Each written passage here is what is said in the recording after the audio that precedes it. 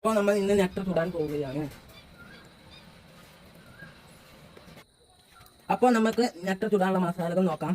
പച്ചമുളക് പൊടിച്ചത്, കാശ്മീർ മുളക് പൊടി, ഉപ്പ്, കുരുമുളക്, ഇഞ്ചി വെളുത്തുള്ളി പേസ്റ്റ്, മഞ്ഞൾപ്പൊടി, ചെറുനാരങ്ങ, പിന്നെ സുർക്ക. അപ്പോൾ നമുക്ക് മീൻക്കുള്ള മസാലകൾ കൂട്ടാം.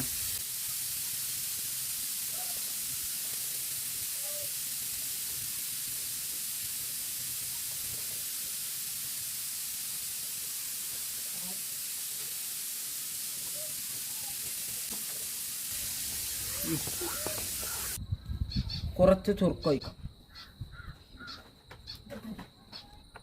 കുറച്ച് വെളിച്ചെണ്ണ കൂടി ഒഴിക്കാം. അപ്പം നമുക്ക് മസാല ഒന്ന് മിക്സ് ചെയ്യാം.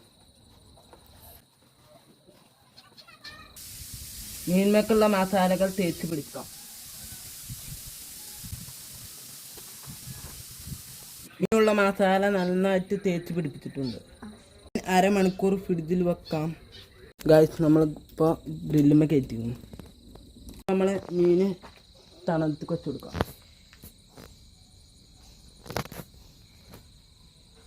ഒരു 15 മിനിറ്റ് ചൂടാക്കുക.